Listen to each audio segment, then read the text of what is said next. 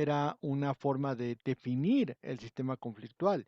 Y aunque en el fondo podríamos pensar que los conflictos de competencia judicial son una especie o una situación relacionada con los conflictos de leyes, pues al final de cuentas no es tan así, ¿eh? O sea, estamos hablando de que por eso tienen su diferencia y por eso tienen sus características metodológicas y pedagógicas distintas. Entonces, lo que vamos a encontrar con los conflictos de competencia judicial, ya está grabando, por si alguien tiene duda, ya está grabando, son esta división que casi no se nota, pero en la diapositiva correspondiente sí está. Vamos a estudiar dos tipos de competencia. La competencia directa, a ver, lo voy a marcar con puntero, con puntero, ahí está. Esto es competencia directa, que vamos a ver la nacional e internacional. Vamos a hablar de la competencia indirecta, que también va a ser nacional e internacional. Y por último, de la competencia judicial, que también va a ser nacional o internacional. Además de que estudiaremos un poco el arbitraje. Al ser el arbitraje un sistema de solución de controversias de carácter privado, tiene una relevancia en nuestra materia porque el arbitraje comercial internacional es muy socorrido. Es decir, cuando una persona o dos personas jurídicas o dos personas físicas tienen un conflicto entre ellos, muchas veces someten sus conflictos a una corte arbitral. Y la corte arbitral muchas veces no está en México. Ojalá y fuera así, pero muchas ocasiones, y yo lo veo en el caso de las comunicaciones, el problema con las comunicaciones es que se tienen que ir a la Corte Internacional de Arbitraje de Telecomunicaciones que se encuentra en París. Entonces, muchas veces, personas que tienen empresas como una estación de radio o una estación de televisión, tienen que ir a discutir sus diferencias a una corte especializada en telecomunicaciones en Francia. Y después, ¿qué sucede? Pues que viene el problema de querer hacer válida esa sentencia en México. Y no es fácil. Y hemos tenido graves problemas con eso, que van desde soluciones hasta gansteriles de algunas ocasiones a verdaderos conflictos de aplicación de las normas en cuanto a la situación del arbitraje comercial internacional. Entonces, ese es el planteamiento de la unidad. La competencia directa, que puede ser nacional e internacional, la competencia indirecta, que puede ser nacional o internacional, la cooperación judicial, que puede ser nacional o internacional. Así las cosas, la competencia directa la vamos a dividir en nacional e internacional y vamos a estudiar la nacional. Cuando nosotros estamos hablando de competencia directa, nosotros tenemos que llegar a distinguir dos cuestiones. ¿Es lo mismo jurisdicción que competencia? Pues no. ¿Por qué? Porque jurisdicción, en un término bastante amplio, es la capacidad que tiene el Estado de resolver un conflicto entre particulares por medio de los órganos competentes del Estado. Obviamente aquí implicaría que los órganos competentes del Estado pues son los del Poder Judicial. ¿Por qué? Porque el Poder Judicial es el que aplica las leyes para dar justicia. ¿Y a través de qué órganos hace el juez o el Poder Judicial la aplicación de la jurisdicción? A través de los jueces. Por eso precisamente el dicho, todos los jueces tienen jurisdicción, pero no todos los jueces tienen competencia. ¿Por qué? Porque la competencia deriva de la jurisdicción y deriva en el sentido de que a cada juez se le va a dar un pedacito de jurisdicción. No puede haber jueces de todo. Tiene que ser un pedazo de jurisdicción el que se le va a dar a cada juez para que él pueda resolver sus conflictos en términos de la jurisdicción y de la competencia que se le entrega. Por eso el dicho dice, todos los jueces tienen jurisdicción, pero no todos los jueces tienen competencia. Y en virtud de esto, pues te das cuenta luego, luego, que la jurisdicción y la competencia son dos cosas distintas. Ahora, nosotros entendemos competencia como esa porción de jurisdicción que se le da a un determinado juez en base a cuatro criterios: materia, grado, cuantía y territorio. O sea, esos son los cuatro criterios con los cuales se les va a dar a cada juez su pedacito de competencia. En materia, pues sabemos nosotros que los jueces normalmente están divididos en dos jurisdicciones o dos competencias: la competencia penal, la competencia civil. Hoy que se están haciendo los cambios en materia laboral, pues hay tribunales del trabajo. Y por ahí alguien no tendría poca verdad en decir que también hay cortes y jueces para lo administrativo. Efectivamente, aunque hay que comentar que el aspecto administrativo se supone que no es parte de la competencia del Poder Judicial. Por situaciones de una competencia basada en el hecho de que hay que sustituir cosas, pues resulta ser que en materia administrativa los jueces dependían del Poder Ejecutivo. Muy raro, pero así era. Actualmente, al Tribunal de Justicia Fiscal y Administrativa se le ha dado cierto grado de independencia, como en algún momento también lo tuvo las juntas de conciliación y arbitraje, que hoy los tribunales, los juzgados del trabajo, se supone que están afiliados al Poder Judicial. Pero en términos normales, la visión que se tiene por materia es que es por una especialización penal, civil, que se divide en jueces de lo civil estrictamente, jueces de lo familiar. En algunos estados de la República hay jueces de lo civil, de lo mercantil y de lo familiar. Y durante mucho tiempo en el Distrito Federal había jueces de lo civil, de lo familiar y del arrendamiento inmobiliario. Obviamente ya esos han desaparecido, pero de todos modos ese pedacito de jurisdicción que tiene precisamente cada juez, pues es por materia, y obviamente los señores del trabajo, los jueces del trabajo tendrán la materia laboral, y obviamente también los jueces administrativos tendrán la ley administrativa. Pero bueno, en general se tiene que manejar así. Después tenemos el grado, que el grado consiste en que hay jueces uninstanciales, que es decir, los jueces de cuantía menor, en donde sacan una sentencia y ya no se puede recurrir de ninguna otra forma, tienes que llegar al amparo peleándote cosas de constitucionalidad para que pudieras revertir una sentencia de un juez de cuantía menor. Pero normalmente los jueces de primera instancia, los jueces familiares que no tienen una cuantía específica, pues generalmente basan sus asuntos en que lo que dicta el juez de primera instancia, que es el juez en primer grado, y lo que determina la Corte de Apelación, en este caso las salas de los tribunales superiores, que en ese caso son los tribunales en segundo grado. Ahí tienen los grados. En el caso de los juicios federales en materia de amparo, pues normalmente el juez de distrito es juez de primer grado, y los tribunales colegiados, que son los que revisan las determinaciones del juez de distrito, pues son los tribunales en segundo grado. En materia de cuantía, obviamente cada juez tiene una cuantía específica. Nosotros sabemos que en el Estado de México y en el Distrito Federal se acaban de establecer jueces de cuantía menor, que generalmente manejan casos hasta un determinado monto. Después vienen los jueces de primera instancia que llevan a cabo los juicios de un monto muy alto, bueno, un monto regular a un monto muy alto, y esa es la cuantía, cuando tienes que conocer a partir de cierto grado de dinero.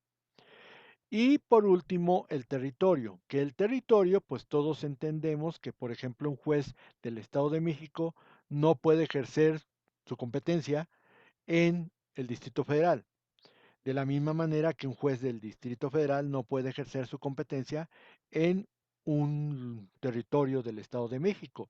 Y así con ese ejemplo podríamos decir que también todas las entidades federativas tienen jueces que solamente pueden aplicar en una determinada porción territorial. En el Distrito Federal, por ejemplo, resulta ser que los jueces del Distrito Federal tienen jurisdicción sobre todo el Distrito Federal. Es decir, no importa si vives en Azcapotzalco o en Xochimilco, no importa si vives en Gustavo Madero o en Tlalpan. O sea, no importa. La circunscripción territorial de los juzgados del Distrito Federal es para todo el Distrito Federal. Pero ustedes que viven en el Estado de México han de haber visto que ya prácticamente todos los municipios tienen juzgados.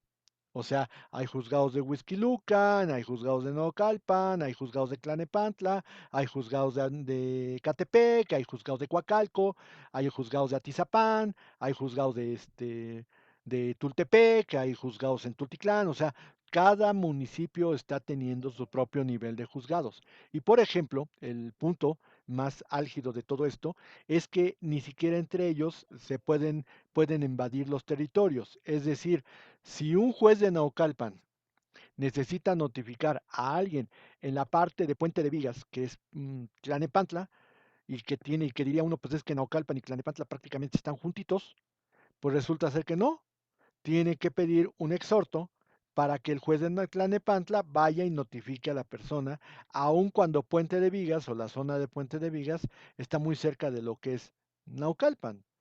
O lo mismo si Tlanepantla necesita hacer un acto judicial en Atizapán, tiene que pedir exhorto al juez de Atizapán para que se haga una notificación o el acto más simple del tipo judicial para que se pueda llevar a cabo esa actuación. De tal modo que ahí entendemos cómo se da la competencia territorial. Traté de ser muy amplio en esta explicación porque sé que todavía ustedes no están llevando procesal. Entonces, quiero pensar que con esto les queda un poco más clara la situación. Ahora, eh, la competencia directa va a ser el análisis que realiza un juez para determinar si el juez que emite una resolución tenía competencia para dictarla. Aquí estamos hablando de que un juez tiene una sentencia sobre un caso y le va a pedir a otro juez que le diga si puede aplicar o puede ejecutar la sentencia.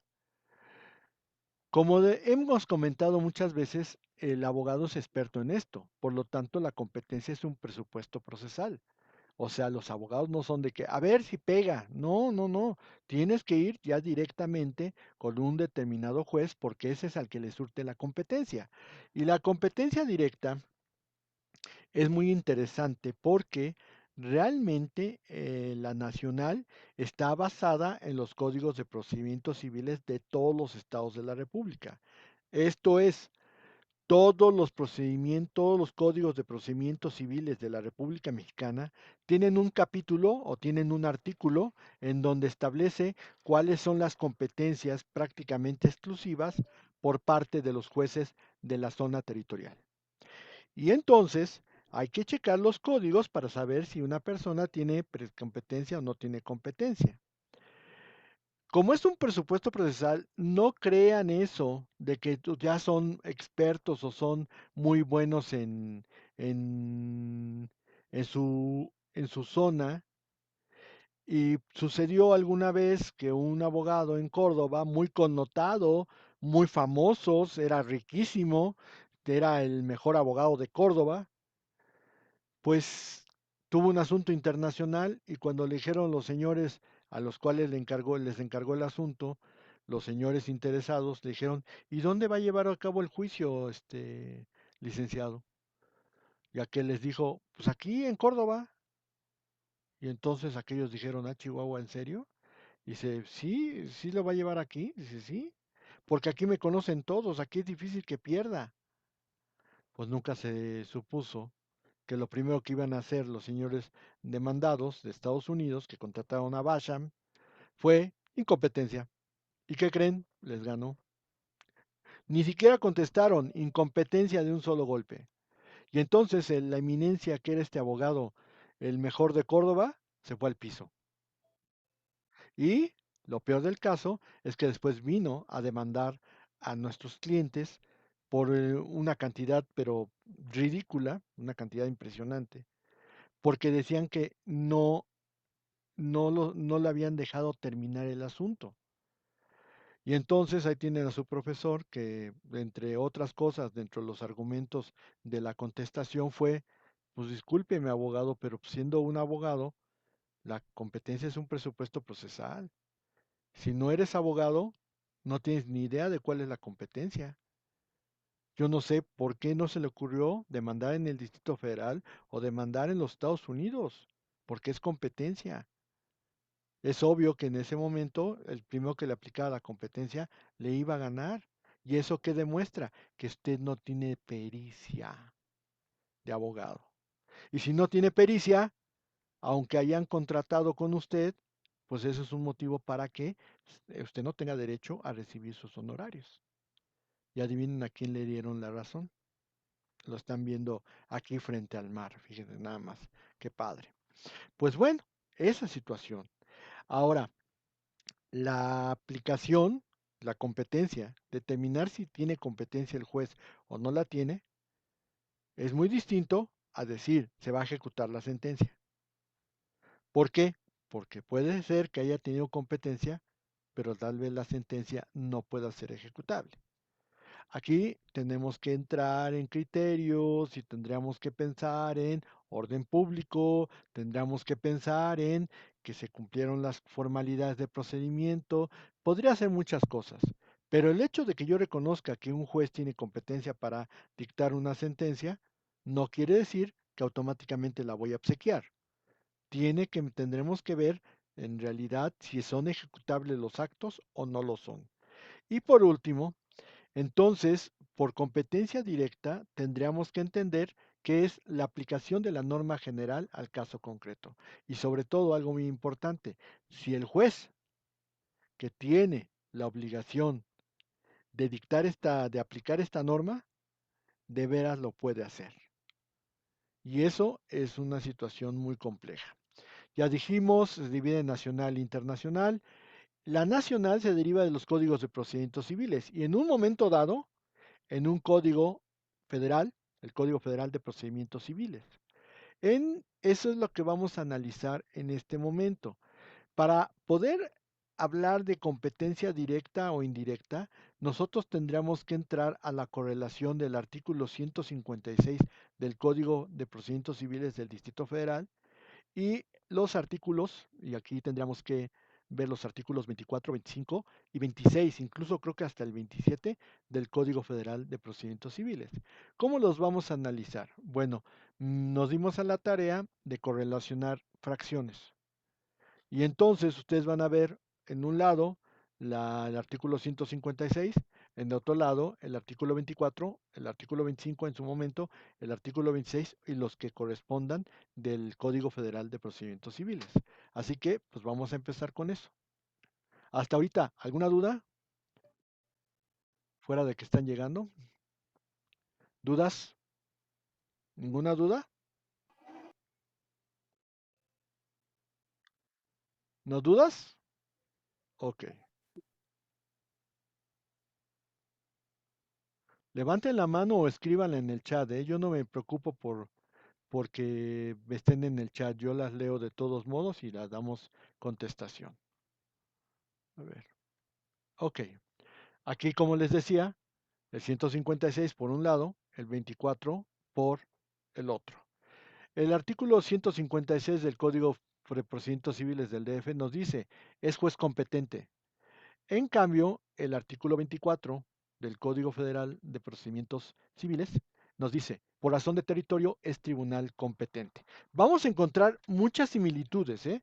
No me la estoy sacando de la manga. Y si ustedes quisieran cotejar el 156 con el artículo correspondiente, porque esto es cierto, todos los códigos de procedimientos civiles tienen un artículo que señala precisamente todas las competencias directas. Entonces, si quieren cotejar el 156, van a encontrar mucha similaridad, o sea, sí son parecidos. Pero bueno, ¿por qué el del Distrito Federal y por qué el del Código Federal? Porque creo que son los más ejemplificativos precisamente para esta materia. Muy bien, entonces en la primera fracción dice el del Distrito Federal, el del lugar que el deudor haya designado para ser requerido judicialmente de pago. Si ustedes ven la fracción 1 del artículo 24, prácticamente es igual. El del lugar que el demandado haya señalado para ser requerido judicialmente sobre el cumplimiento de su obligación. Hasta aquí es igualito. Ok, vamos con la 2. El del lugar señalado en el contrato para el cumplimiento de la obligación, tanto en este caso como en el anterior, surte el fuero solo para la ejecución o cumplimiento del contrato, no solo para la ejecución y cumplimiento del contrato, sino para la rescisión o nulidad. Es decir, no solamente es para los efectos, sino también para hablar de rescisiones o nulidad, que ahí tendríamos que caer en las teorías de la nulidad, nulidad absoluta, nulidad relativa, rescisiones, incumplimiento de obligaciones. En cambio, el artículo 24 es un poquito más escueto, porque dice el del lugar convenido para el cumplimiento de la obligación. No habla de la nulidad, de la rescisión o de la ejecución del cumplimiento. Yo explicaría que técnicamente el artículo 24 es más general porque es para toda la República. Entonces sería muy difícil poder hablar de casos que van a generarse en toda la República. Por eso yo pienso que es un poquito más escueto al respecto. Pero en sí, en la primera parte del artículo, de la fracción, son exactamente iguales. Después tenemos la fracción 3 que dice el de la ubicación de la cosa si se ejercita una acción real sobre bienes inmuebles. Lo mismo se observará respecto a las cuestiones derivadas del arrendamiento de inmuebles. En el 24 nos dice el de la ubicación de la cosa, tratándose de acciones reales sobre inmuebles o de controversias derivadas del contrato de arrendamiento. Si las cosas estuvieran situadas en o abarcar dos o más circunscripciones territoriales, será competente el que prevenga en el conocimiento del negocio.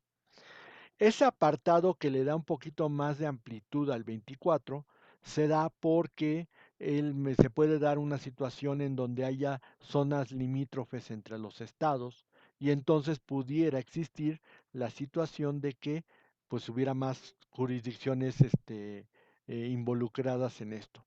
Pero de ahí en fuera es el principio lex recitae, y aquí, cuando habla de derivadas de contrato de arrendamiento, una situación que estaba pasando mucho ahorita y que a lo mejor les va a tocar. Hay gente que tiene su casa en la herradura, que la renta. Carísima, por cierto, pero la renta ahí. Entonces, hay muchos lugares, la herradura es Huixquilucan, es Estado de México. Entonces, hay muchas inmobiliarias de ese lugar que para evitar lo engorroso o lo difícil que pueda ser un juicio en el Estado de México, porque dicen que hay mucha corrupción, yo no sé ustedes cómo lo verán, pero es lo que dicen.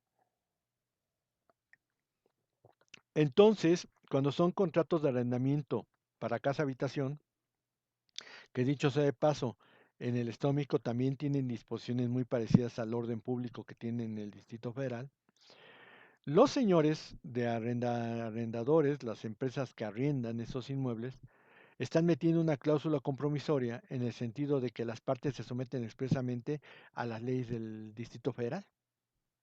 ¿A Chihuahua cómo? Pues sí, o sea, sí, lo hacen. ¿Y cómo?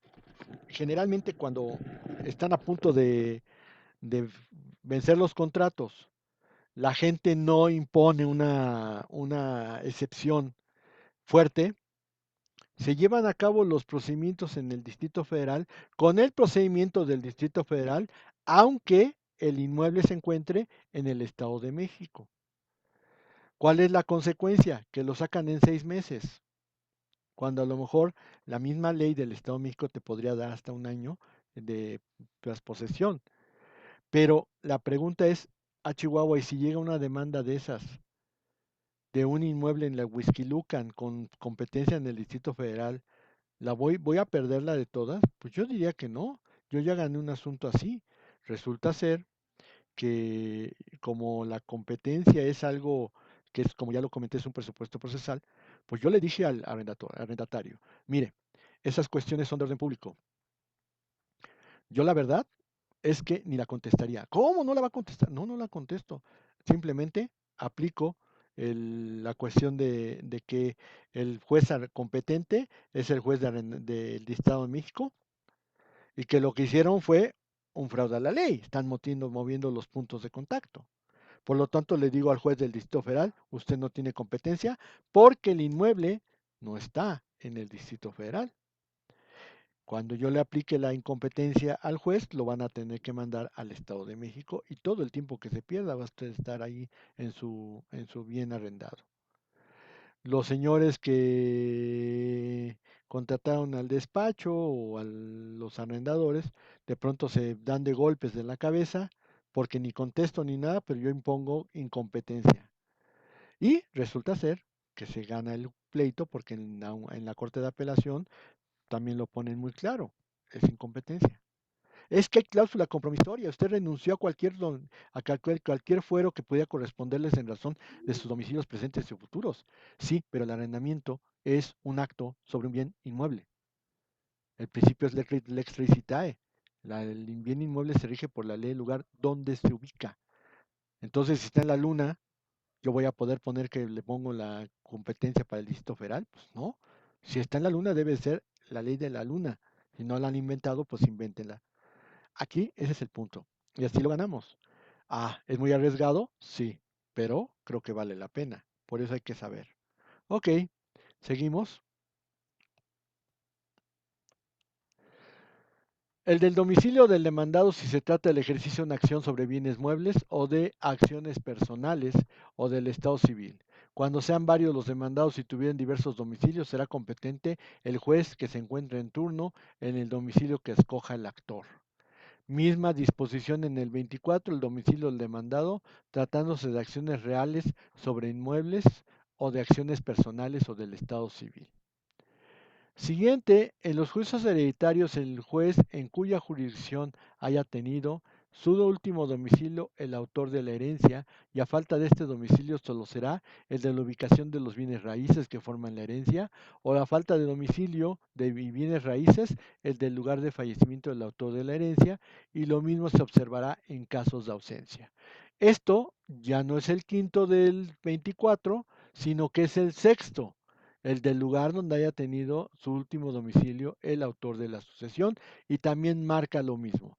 Lo que pasa es que la fracción quinta y la fracción sexta del Código de Procedimientos Civiles los compacta el Código Federal en el artículo 24, y si se dan cuenta, lo que es la fracción sexta, pues son las otras tres fracciones las otras tres incisos que tiene la fracción, el artículo sexto del Código Federal. Entonces, también en cuyo territorio radica un juicio sucesorio para conocer de las acciones de petición de herencia, de las acciones contra la sucesión antes de la partición y adjudicación de los bienes y de las acciones de nulidad, rescisión, evicción de la parte hereditaria. Es exactamente lo mismo. ¿Ok? La fracción séptima del Código Local del Distrito Federal es la misma de la quinta del artículo 24. Dicen los concursos de acreedores, el juez del domicilio del deudor. Y la fracción quinta del 24 nos dice el del lugar del domicilio del deudor en caso de concurso. Nada más que, como ya dijimos, se pueden involucrar más regiones por ser federal.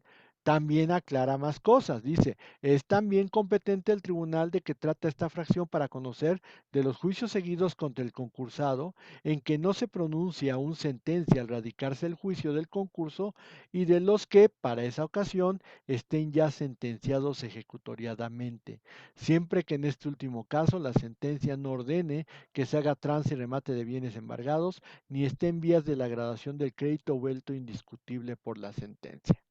Es un poquito más amplio, le mete un poquito más de cosas y prácticamente para los efectos del concurso el 24 es más amplio. Hay que entenderlo también porque recuerden ustedes que en materia mercantil, que es donde los concursos se dan más seguido.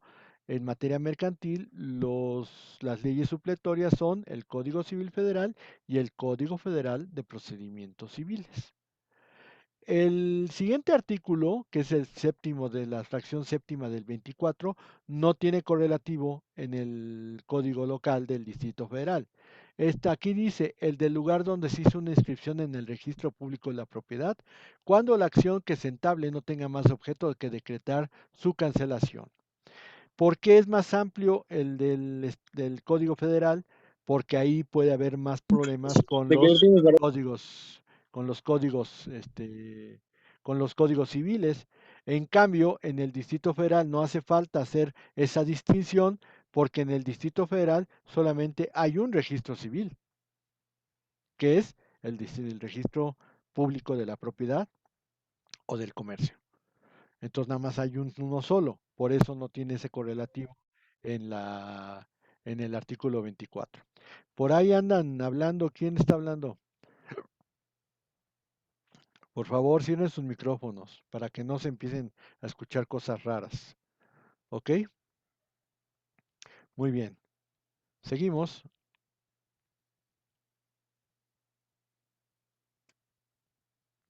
El artículo, la fracción novena y la fracción décima del 156 ya se convierten en el artículo 25 del Código Federal y en el artículo 26. Aquí nos habla de los juicios relativos a la tutela de los menores incapacitados, el juez de residencia de estos, para la designación del tutor y en los demás casos el del domicilio de este. Aquí hay una ligera variación, porque en el artículo 25 nos dice, en los negocios relativos a la tutela de los menores incapacitados, es juez competente el de la residencia del menor o incapacitado. Nunca señala que si ya se nombró tutor sería el del tutor, sigue siendo el de la residencia del menor o incapacitado. Aquí nos tendríamos que preguntar si es necesario hacer una mención extra.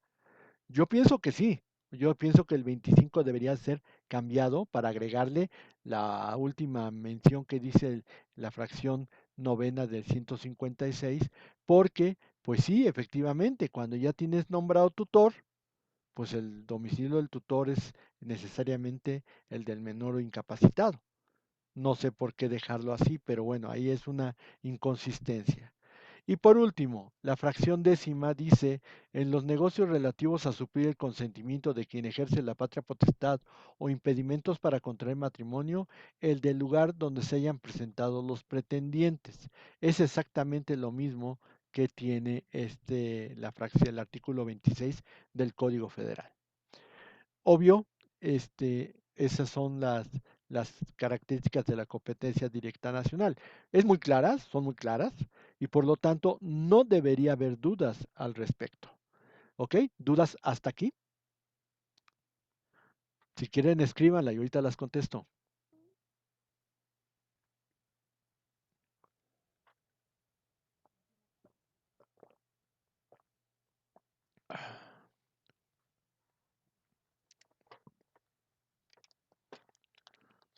¿No?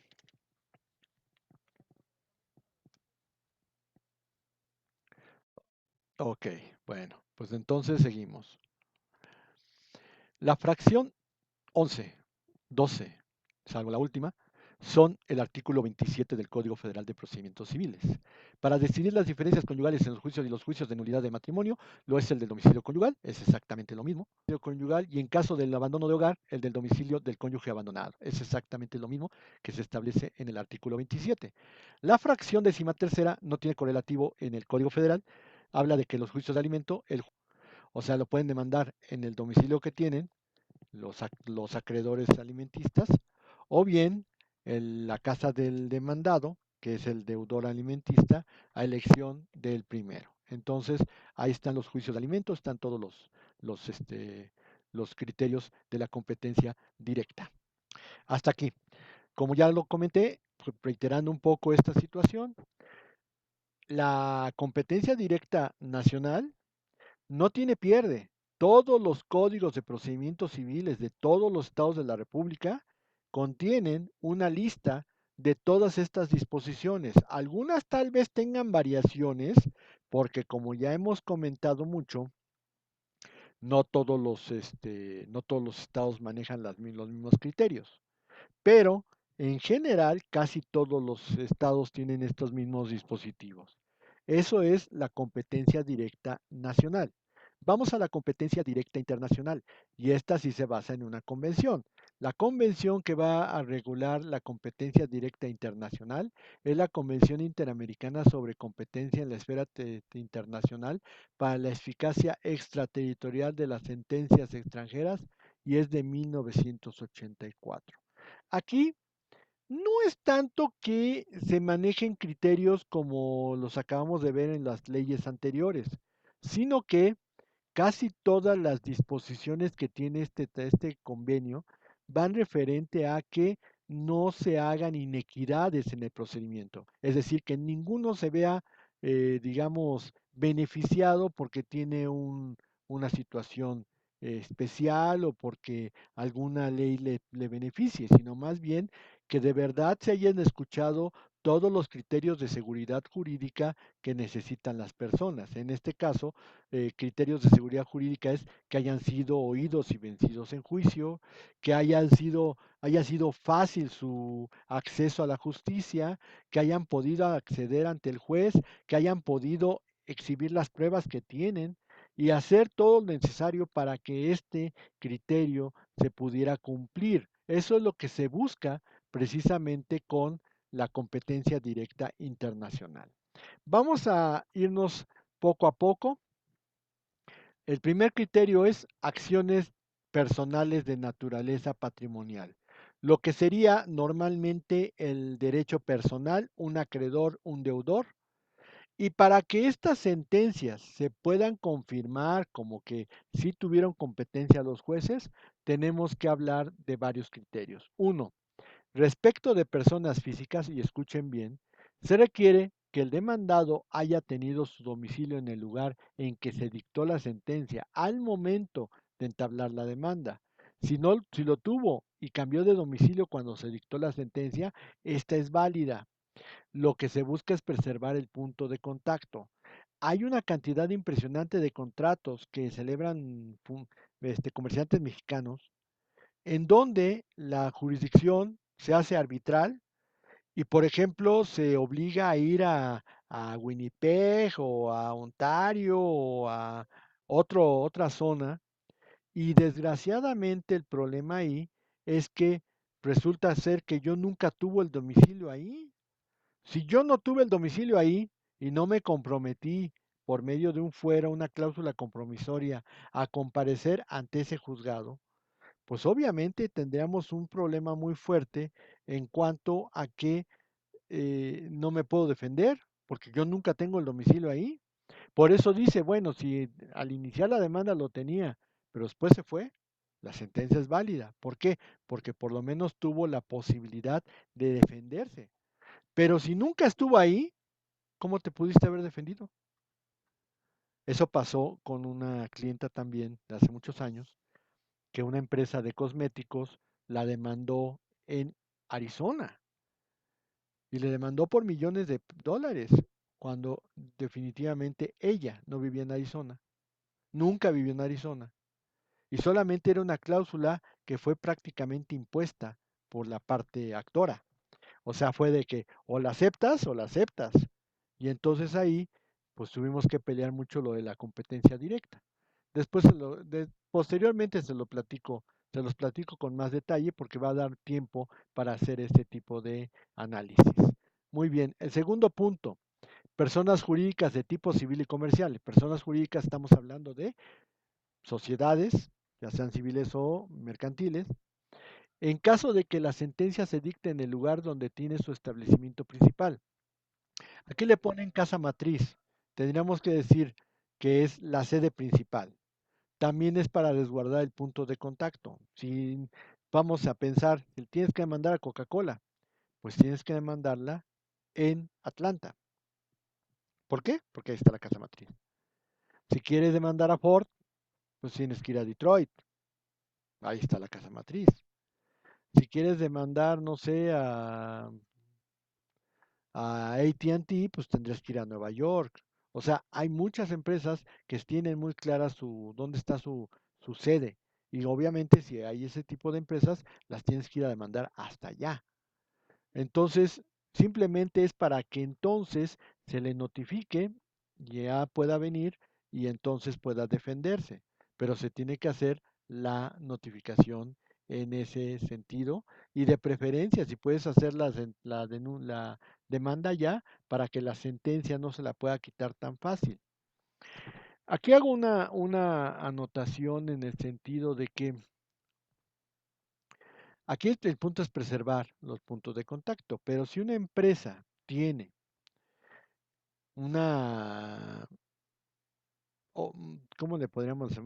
Tiene su casa matriz, pero tiene sucursales en otros lugares, pues demandas a una sucursal, si tiene la sucursal en México, demandas a la sucursal en México y demandas a la empresa grande, en este caso en Atlanta,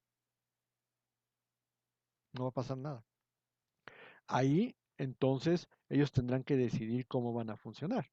Muchas veces dejan que la filial contrate a los abogados, que haga todo lo necesario para llevar a cabo la aplicación de la demanda, de la resolución de la demanda, y también va a tener necesariamente la posibilidad de defenderse. Y si tiene sucursal en México, pues está bien hecho que pueda ser demandada en México, aunque también, insisto, hay que notificar a la casa matriz en Estados Unidos y ya verán ellos cómo se las arreglan, si dejan que la sucursal mexicana contrate abogado, si la sucursal, la casa matriz, contrata al abogado desde allá, pero el chiste es que se queden aquí. Esa es la recomendación que les haría respecto a eso. Y este es el tercer punto. Respecto a sucursales, agencias o filiales de personas jurídicas de tipo civil o comercial, se necesita que las actividades que originaron la demanda se hayan realizado en el territorio del país donde se pronunció la sentencia. Cabe hacer notar que el término actividades es muy amplio, por lo que existe la discrecionalidad del juez para la determinación de lo que significarían esas actividades. O sea, si una labor contractual generalmente tiene desempeño y desarrollo en un lugar, ahí hay actividades. Y si de eso se deriva la demanda que ustedes están presentando, demanden a la filial, demanden a la casa matriz y ya que ellos hagan bola. Si ellos quieren meter una incompetencia para que se peleen en otro lugar, pues siempre tengan ustedes el as sobre la manga. Puede suceder, pues ya tienen su abogado allá, pero traten de ser previsores al respecto. Por eso muchas veces les digo, o sea, no vale la pena que tú nada más demandes a la sucursal en México para que te salgan, no es que soy sucursal, no, demanda a la casa matriz también. Y entonces, pues, te tardarás un poco más, pero tienes asegurados los dos puntos, los tienes en un puño. Entonces, es más difícil que se te zafen. Pero la idea con esto es que se garantice que por lo menos las personas demandadas van a ser oídas y vencidas en juicio. Ya esa es una acción para que se pueda reconocer la sentencia. Dos, en materia de foros renunciables existen dos criterios. En primera, foros renunciables. Eso es lo que contiene la cláusula compromisoria.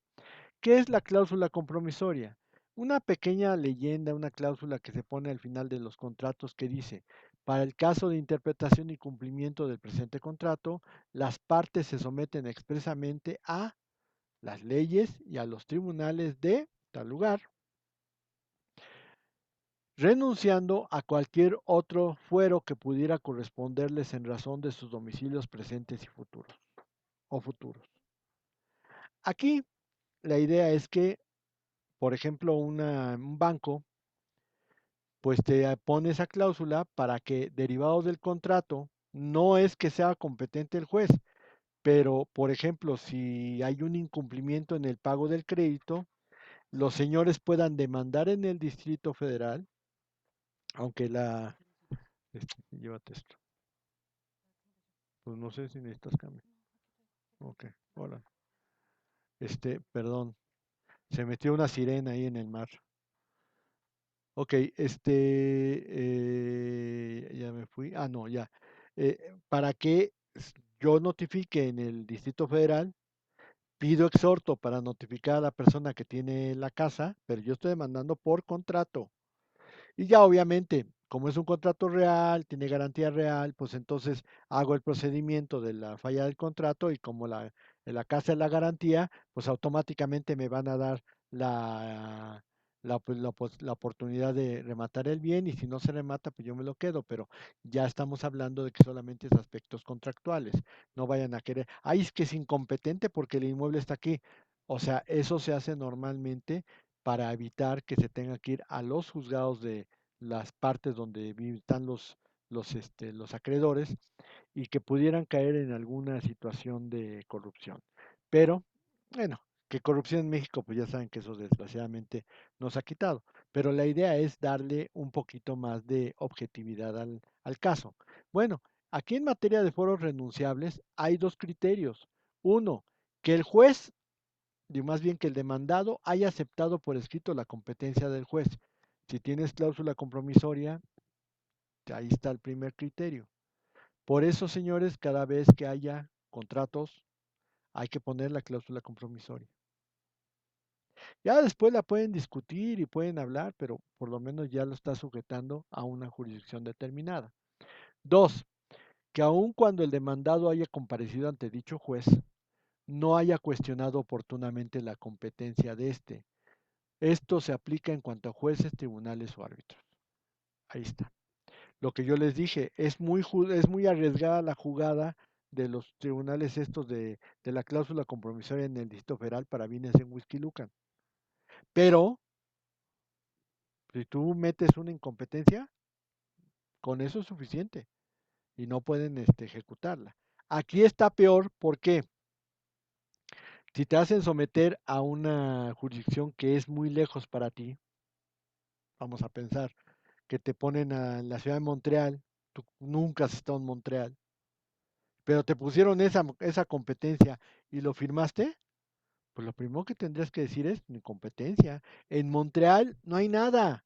La relación contractual se llevó a cabo en México. Si es con Estados Unidos, México, Estados Unidos, tal vez una ciudad, Nueva York. Pero que tú hayas decidido que vaya a Montreal para discutir un asunto relacionado con eso es incompetencia. Y por lo tanto, incompetencia, y entonces ya no hay forma de que se pueda conceder que hay competencia directa. Y por lo tanto, eso pega en los efectos ejecutorios. Muy bien, respecto a bienes o acciones reales sobre bienes inmuebles, que estos se encuentren en el territorio del país ejecutante al momento de entablar la demanda en obediencia al principio del lex recitae, creo que no hay duda al respecto. Y aparte, pues muchos me van a decir, oiga, ¿cómo es posible que diga usted esa salvajada si todos los bienes inmuebles se encuentran en el lugar o se encuentran asentados en el piso?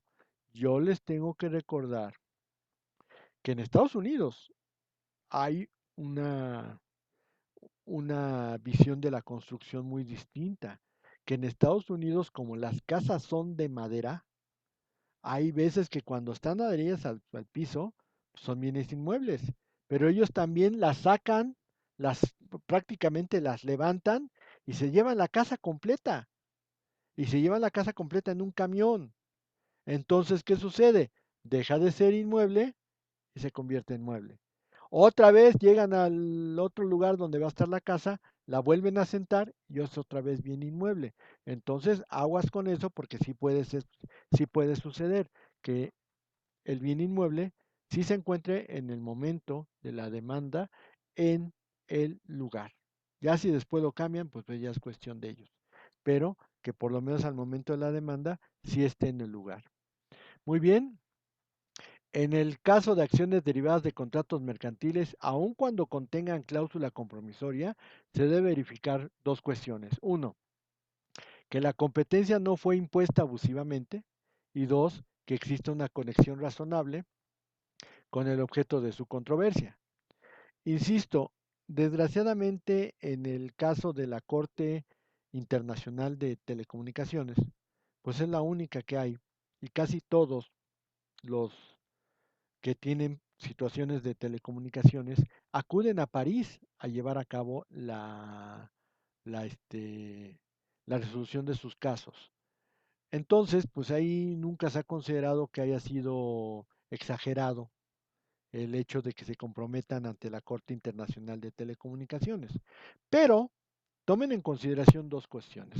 Como lo acabo de decir ahorita, si las relaciones es entre un estadounidense en Nueva York y un mexicano en México, en la Ciudad de México, o es en la Ciudad de México o es en la Ciudad de Nueva York. ¿Por qué diablos me mandas a Quebec o a Montreal? Montreal nunca tuvo ninguna conexión con los actos mercantiles que dieron origen. El hecho de que yo me haya comprometido no quiere decir que no, que se puede evitar esa situación. La competencia puede ser impuesta de manera abusiva cuando no está ni con una ciudad que es parte, como Nueva York, ni con otra ciudad que es parte, como México. Eso se da muchos contratos en donde, por ejemplo, tienes relaciones entre España, Madrid y México, y de pronto te mandan que para su jurisdicción de Singapur. ¿Y qué tiene que ver Singapur aquí? Pues es un problema de jurisdicción arbitraria. Y que la conexión razonable. Si hubiera alguna forma de poder decir que en Singapur también hay relaciones de nuestro contrato, obviamente ahí sería válido. México, Singapur o Nueva York. Pero si no lo hay, entonces ahí podríamos presumir que se impuso arbitrariamente y que la persona con la que se contrató no tenía forma de defenderse. Y eso podría ser un problema muy grave. Muy grave. ¿Ok? Vamos a darle aquí. Siguen los criterios, ¿eh? No es que hayamos terminado. Hasta aquí va a quedar, ¿eh? Negación de justicia por no existir órgano jurisdiccional competente. Decíamos que aun cuando no hubiera una figura en el derecho mexicano, la verdad es de evitar el juez entrar al estudio del caso y resolverlo.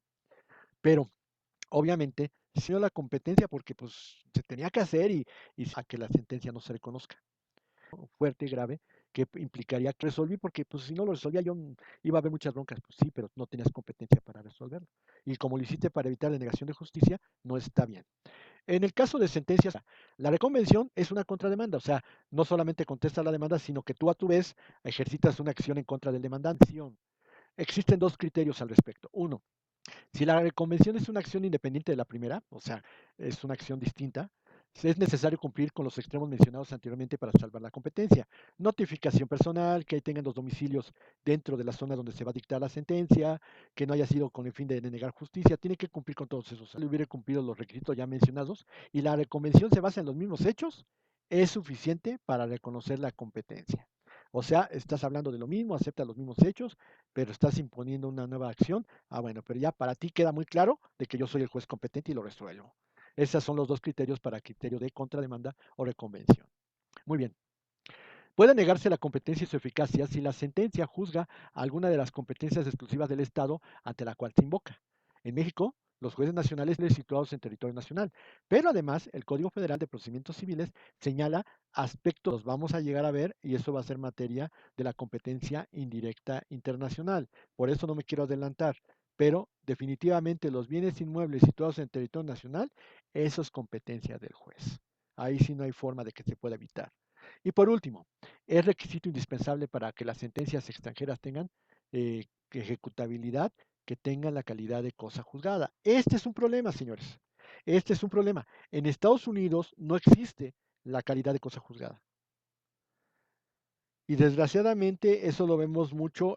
Si han visto series, o sea, yo los tengo que ir con lo que ustedes conocen, pero si han visto series, hay veces que los juicios penales alegan nulidad, alegan que el juicio es nulo, y después vuelven a iniciar otra vez el procedimiento. Aquí esto se puede lograr con el amparo, pero acuérdense también que el amparo muchas veces tienes que ser un experto en amparo para fijarte en qué condiciones y bajo qué condiciones se puede hacer esto. Pero voy a explicarlo de esta manera. En materia penal, en Estados Unidos, ustedes han visto que los policías guardan todas las evidencias en unas cajas y entonces las meten en un archivo. Bueno, Cuando el juicio se vuelve a iniciar, sacan la caja de las evidencias. Y si por alguna razón lo único que implica que el acusado estuvo en el crimen es un pelo normal, un pelo normal, pues lo que hacen es que agarran el cajón de evidencias, agarran el pelito, le cortan un pedacito, lo llevan a analizar y otra vez va a salir el ADN del tipo y otra vez van a dictar sentencia. Y otra vez el abogado muy hábil va a decir, no, no, no, no, es que esto no está bien, vamos a iniciar otra vez la nulidad. Y otra vez vuelven a depositar las evidencias y otra vez las vuelven a sacar y otra vez sacan el pelito y otra vez sacan el pelito, le cortan un pedacito y otra vez la prueba de ADN. No, que otra vez volvió. Ok, vuelve a pasar el tiempo, vuelven a pedir la nulidad y así va sucediendo. ¿Qué pasa cuando el pelo se acaba? Si es la única evidencia por la cual tienen a la persona detenida, entonces va a llegar un momento en que si ya no hay pelo, no tienes forma de probarlo otra vez. Y si ya no tienes forma de probarlo otra vez, tu juicio se anula y por lo tanto te deja libre. Que si es bueno, que si no es bueno, es como ellos lo llevan a cabo. De tal modo que ese es un problema, porque en muchos estados de la Unión Americana no hay el concepto de cosa juzgada. ¿Qué es la cosa juzgada? Porque pues, también tendríamos que caer en ese garito. La cosa juzgada es cuando una sentencia ya no puede ser modificada en forma alguna. Ustedes saben que, de acuerdo con la teoría de los medios de impugnación, una sentencia puede ser apelada y el juez que ante el que se apela puede confirmarla, puede modificarla o puede revocarla. Si la revoca, regresa todas las cosas al juez de primera instancia y le va a decir cómo tiene que dictar la sentencia, pero la va a revocar. Si la va a modificar, le tiene que decir al juez en qué sentido la va a modificar. Puede confirmarla. Pero llega un momento en que la sentencia, en la materia civil, se decía que la sentencia causa ejecutoria cuando no ha sido recurrida por las personas interesadas, en este caso la que perdió el juicio, tendría que recurrir la sentencia y no lo hace. Esto se queda firme, se queda la cosa juzgada, o bien con las sentencias de segunda instancia. Muchos dicen, es que falta el amparo. El amparo es un juicio aparte, no es medio de impugnación. Los penalistas, como es una forma con la cual ellos obtienen mucho éxito, principalmente en cuestiones penales, la verdad es que dicen que sí es un medio de impugnación. Yo no lo creo, yo creo que es un juicio aparte, pero pues ellos lo tratan como si fuera la tercera instancia que le dicen. Todos sabemos que la Constitución dice que ningún juicio puede tener más de dos instancias y el propio amparo nada más tiene dos instancias. El amparo indirecto, pues es el juez de distrito y el tribunal colegiado. En el caso de los civiles, pues es el tribunal de primera instancia y el de segunda instancia, que es la sala del Tribunal Superior de Justicia. Pero decir que el amparo es un medio de impugnación es un error. Técnicamente es cosa juzgada cuando ya no se le puede modificar de ninguna forma. Y eso, pues hay lugares donde sí se acepta, en México se acepta, pero hay lugares donde no. Y ese es el punto donde hay que poner las IES, el punto donde hay que establecer las IES. ¿Por qué? Porque hay países que la cosa juzgada no existe y por lo tanto el asunto está abierto. Entonces, si está abierto, yo puedo decir válidamente como juez, no aplico la sentencia. ¿Por qué?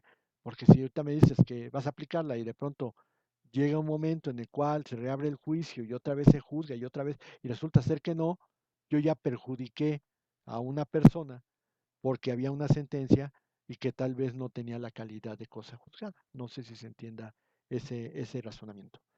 Entonces hay que tener mucho cuidado. No es tan fácil determinar que una cosa juzgada es así o asado. ¿Ok? Muy bien. Voy a, voy a ver cuánto llevamos. Ya llevamos 1 hora y 20, ya debemos de ser como las 5:30. Entonces, observaciones nada más para terminar con este punto. El último punto es por causas de seguridad jurídica, ya que, por ejemplo, en Estados Unidos existen estados como Arizona donde no se puede apelar en cualquier momento y no existe plazo para considerar la cosa juzgada, por lo que en este caso la sentencia no podría ser reconocida ni ejecutable. En el caso que les comentaba yo del arbitraje, pues me lo ponen en Arizona y en Arizona pues no existe eso, entonces fue muy fácil para mí tirarla en México. Una cosa es que el juez decida que el juez que dictó la sentencia sea competente para dictarla, y otra cosa muy distinta es que pueda ejecutarla. Eso es bien importante que se les quede. El hecho de que yo diga, sí, fue competente el juez, no quiere decir, voy a obsequiarla en todos sus puntos. No, necesariamente se tiene que hacer un análisis y ese análisis lo debe de hacer el juez y es la materia de lo que vamos a conocer como competencia indirecta. ¿Ok? Bueno, hasta aquí lo vamos a dejar el día de hoy. Estamos a 5:19, estamos en buen tiempo. ¿Preguntas? Las preguntas que quieran. Había como 15 y ya se quedaron como 10. Qué bárbaros. Qué poco aguantan. A ver, preguntas.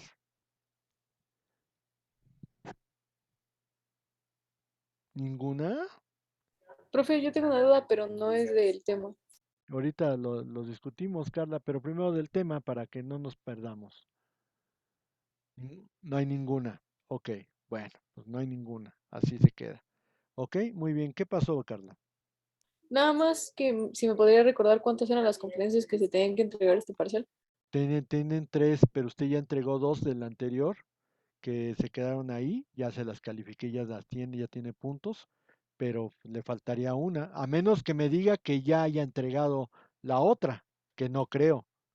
No, profe, nada más era para checar y al rato hacer la otra. Bueno, pues entonces nada más una. Puede hacer esta de ayer o la del 11 de mayo. No sé, la que usted quiera. Pero sí tiene chance de hacer una todavía más.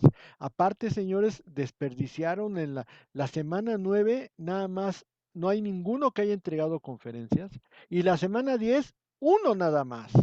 Entonces, ¿qué quiere decir? Que todos van a entregar hoy, ya ni la muelan. Para eso las conferencias, lo dije, tómenlas así de poquito a poquito para que no se les haga más pesado. Si lo dejan todo al último, pues hoy se les va a hacer horrible la situación porque mañana se termina el término, pues ahí mañana se acaba el término y pues no entregaron unas conferencias que pudieran haber entregado desde hace 2 o 3 o 4 semanas. Entonces, es ahí cuando yo digo cómo desperdician el tiempo. Debieron de haber hecho una y después otra y después otra para no estar ahorita con que, ay, ya necesito meter las conferencias. Pues sí, y se acaba mañana, nada más por hacer un favor, pero tienen que subirlas ya porque a mí me preocupa, porque voy a tener 53 calificaciones cuando ya debería estar terminando y voy a tener que calificar 53 personas que todas van a mandar de a 3 conferencias cada una, hagan la cuenta. Más de 150 trabajos, eso es lo que no quería yo, pero pues, ay, necios, ¿qué le vamos a hacer? Tengo una chica que mandó 7 conferencias en el primer parcial, pues ya se quedaron superfluas porque las 5 ya, y después las otras 3 ya las tiene, y tiene otras 2 más, pues ya las mandé a volar, pues ya no puede. Entonces, pues, ese tipo de cosas, pues siempre hay que administrarse, y no es una idea mía, ni es una idea de clase, es una idea de profesionalismo. Hay que administrarse bien, sobre todo si tengo tiempo, porque siempre estamos sobre tiempo, que te dan vista de 5 días, no puedes estar contestando las vistas el último día. Tienes que, desde el momento en que te la dan, ya tienes que ir viendo cómo lo vas a contestar y órale, pasante, órale, hacerlo.